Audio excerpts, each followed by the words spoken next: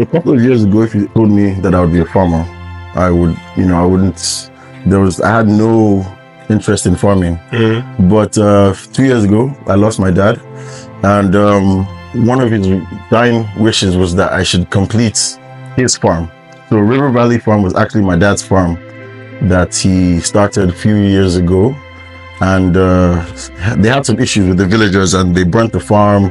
This was like 18-20 years ago. Okay. So after this happened, my dad didn't come back to the village, and in Lagos he always spoke to me about his farm and how, you know, that's actually what he wanted to do, because my dad was actually a banker that retired to be a farmer. So 3 years ago he fell, and before he died he was planning to come back to Akwa Ibom. So around that time I started coming back to Akwa Ibom to prepare the house, you know, for his return here. So after he passed away, they started showing me some of his pieces of land that he used for River Valley Farm before. So in his will was like, and I should continue from where I stopped. So I said, okay, fine.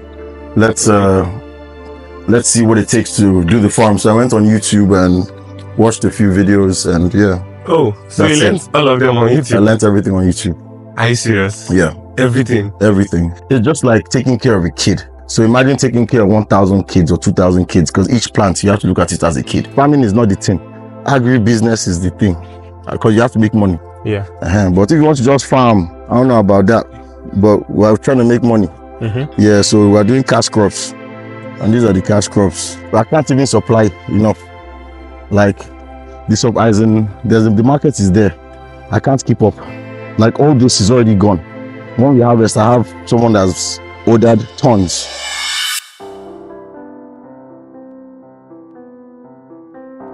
Okay, hi guys, it's Chidera Nwafor here again, and I'm here with Eno. Okay, Eno. Yeah. So the farm we are currently at right now, what is the size of the farm? This is about 2 hectares. Well, how easy is it to get into this business? Easy. Yeah. Easy is not the word. It's not easy at all. It's not easy, but once you get it rolling, you know, everything just falls into place. Yeah. So is it really lucrative? If you get your numbers right, yeah. But like this is the first year. Obviously, I can't make back what I've put in. Yeah. But I've put things in place. So moving forward, we will be making money. Okay. Yeah. So you haven't started harvesting? No, we've harvested.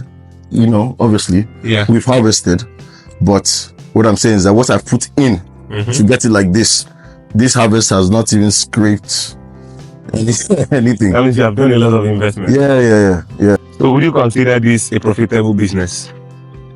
If done right, yes.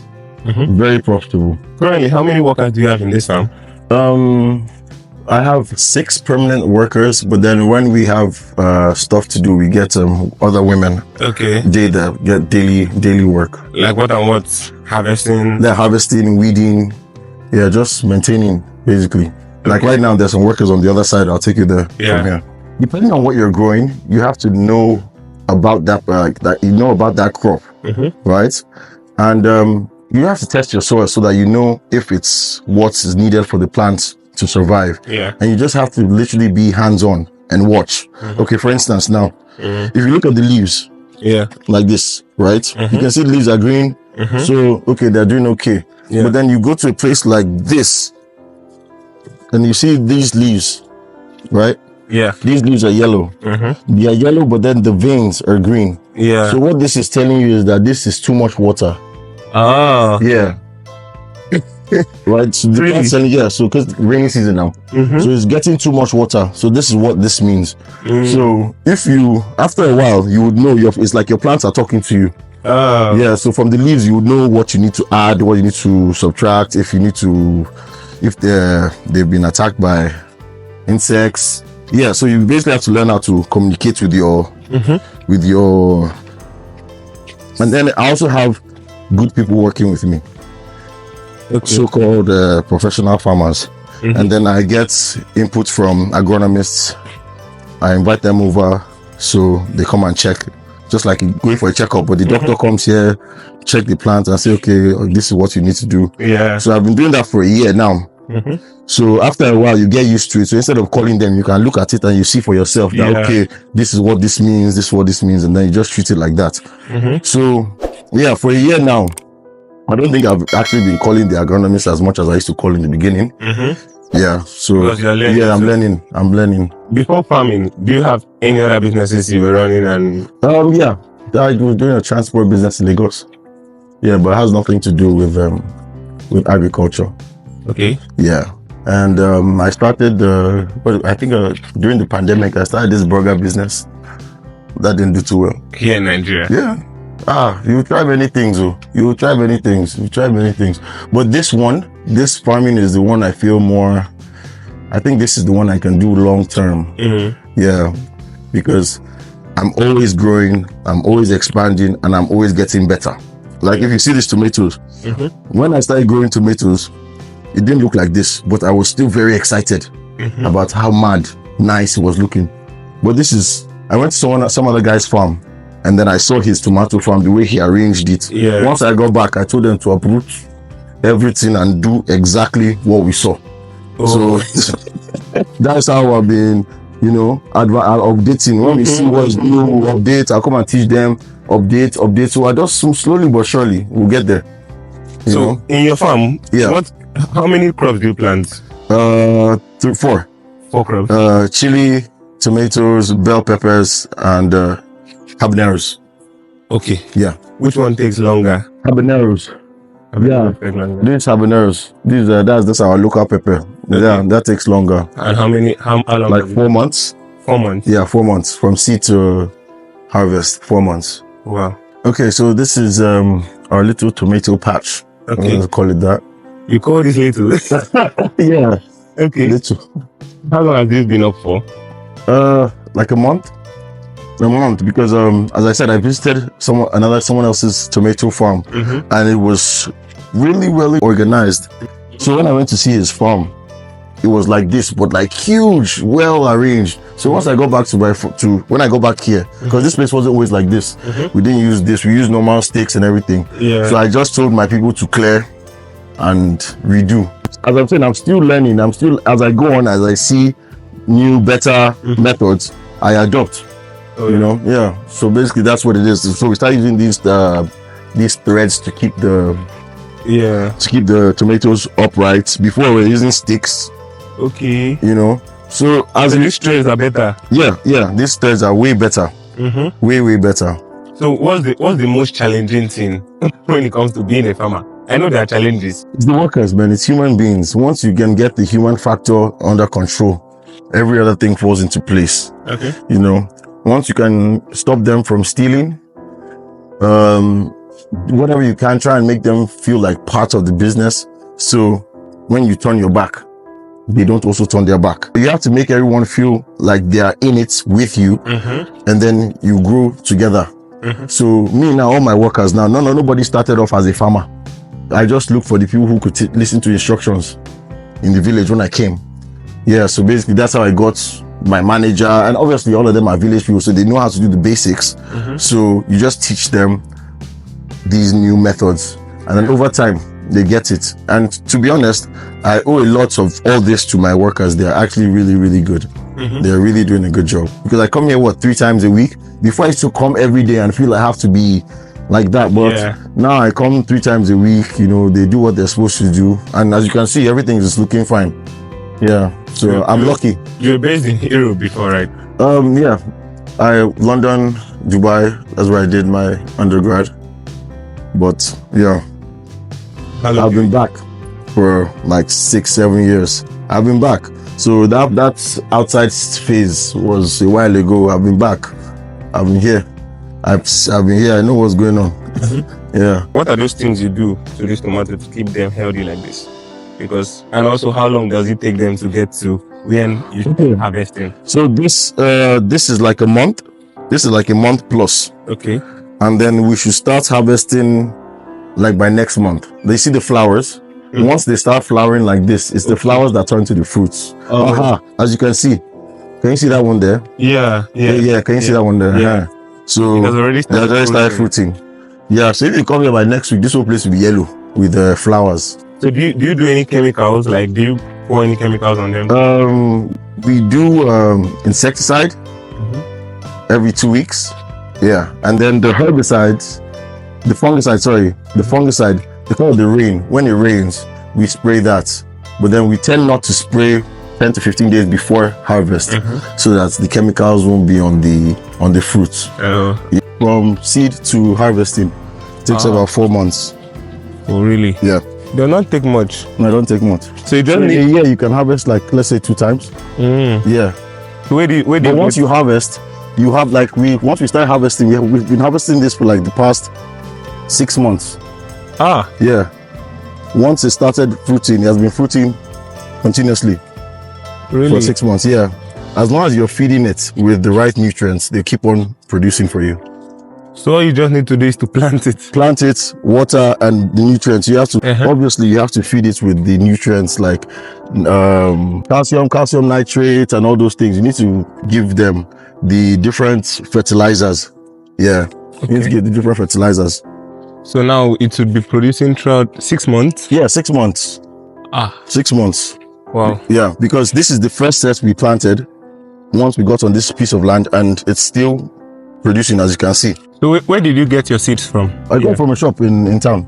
Oh, yeah, there's an agricultural shop in town. Yeah, that they sell different seeds. Yeah, so I got it from there. Right. So what's the size of the whole of this place for these chilies? Okay, so this chili, let's just say these particular chilies are like 1 hectare. Oh. Yes, because you know this place is broken up into chili, habanero, and tomatoes, right? So, but the chili itself, which is like most of the farm, is like this part and all down there. Yeah. Yeah. So that's about 1 hectare.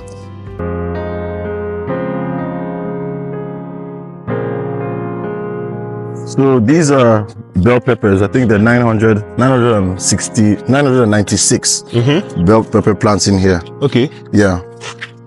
So this net is supposed to protect it from insects, and it's supposed to serve as sort of a shade net. Okay. Right. But this net isn't the agricultural net. The actual, this is just a standard mosquito net that anybody can. This cheap one. So I didn't want to spend too much on the net and all that at first. You know, I just want to show that the concept that it works. Yeah. And then when I'm moving to a more permanent site, then we can do those actual agricultural nets. Can we get so far, inside? yes, we can get in. So far, we hooked up the drip tape. So wow. Yeah, so it's all hooked up by drip tape. So that's how water. What do you call this method you use here? Like this? So this is mulching. Okay. This is mulching. So this prevents the weeds from growing around the plant. Oh, you get. So when weeds are growing, they compete with the plant for nutrients, right? So with this now, there are no weeds here, so it's only the plants. So this is what this is for, this mulching field. And then this. So by that, you need less people. Less people weeding. Oh, you get, because it's the only weed on the walkways, if anything. Yeah. Do you understand? And then this, the reason we tie these is for the weight, because by the time these start getting heavy, you know, the plants need support. So these will now hold it up. So it doesn't. So we're learning a lot today. Yep. So as you can see, they've started coming out. They started fruiting. How long has this been planted for? This is like 2 months now. Okay. Yeah. 2 months. But it starts from the nursery and then we transplant to the ground. Yeah. So far so good, as you can see. They're coming. Yeah. Do you have a steady market for this? Yes. I can't even supply enough. Like the market is there. I can't keep up. Like all this is already gone. When we harvest, I have someone that's ordered tons. So I'll take it to the other farm where we have space for 9,000 plants. That's on the other one, just for bell peppers. For bell peppers? Yeah, so you have a steady market for this? Yes. And a lot of people have contacted me saying, come on, they want me to mentor them, this or that. But I decline because I'm still learning. Yeah. You know, So, and I don't want to, they say follow person with no road. I'm still finding my way. So I won't tell anybody to follow me as I'm still finding the way. Yeah. You know, when I get there, I can tell you, okay, this is the way. But yeah, for now, I'm still. I want to ask you a question. Okay. What's the advice to those youth who want to go into farming? Since you're already into it, advise us. Find someone who's ready to support you financially. That's very important. Yeah, because you need finances. You know, so I'm lucky my older brother has, you know, committed to supporting this project for me in the beginning. So yeah, I'm able to, when I need, I request. But you know, not everyone has an older brother like me. Yeah. You know, so the finance is very important. Don't start unless you have someone ready to back you. I can't say a fixed amount, because if you have a fixed amount, when things happen that were not on your plan, what do you do? Yeah, so you need support as a young person. That's what I would say. Okay. Yeah, I won't sugarcoat it. You need a lot of money to farm. You need a lot of money to farm. Everything costs money. This thing costs money. This thing costs money. This thing costs. All these things cost money. Before you sell enough produce to get back all this is a lot. You know, and about farming, it's all about numbers. You know, so if you get your numbers right, you have to do it in bulk. You know, to break even. You know, so for instance, now let's say this is 1,000 plants, and each plant is supposed to give me like 3 to 5 kg. With that in mind, you know how much to expect with from how much you've planted. So basically what I'm saying is that each plant is supposed to give you on average 3 to 5 kg. Each plant should produce up to 3 to 5. Okay. So with that now, so a kg of this a kg bell peppers, how much? Madu, now in Lagos now, a kg is 13,000. A kg? Bro, check the supermarkets now. These guys are killing you guys out there. 13,000, but let's just say, like on average, people sell it for 5k. That's average, meaning you see 7k, 8k, but let's just call it 4k, right? If you get 4k per kg, and each plant is giving you 3 to 5 kg, and you have 1,000 plants, you can do your plus or minus now. Yeah. That's when you now go into the agribusiness. It's not just about growing. You have to get money out. Yeah. So then you now calculate how much are you spent on fertilizers, how much are you spent on this, and then you see. So when you work it like that, then you can now do agribusiness, not farming. Farming is not the thing. Agribusiness is the thing, because you have to make money. Yeah. But if you want to just farm, I don't know about that. But we're trying to make money. Yeah. So we're doing cash crops, and these are the cash crops. All right. So this is our newest site. Yeah. So you said we're expanding small. Yeah. So we're going to transplant the more bell peppers and habaneros in here. So basically that side is for bell peppers, and then this side is for habaneros. Yeah. Okay. I'd want to ask one question. Okay. If you had a chance to change one thing in Africa, what would that be? I'll change the leaders. Why? They are too old. Most of them are just stealing. It's okay if you steal, but at least do something for the people. You know, don't just steal and with no remorse, like just like that. You know, at least put something back, give something back. That's all. I'm not asking you to be saints. No one is a saint, but at least give something back.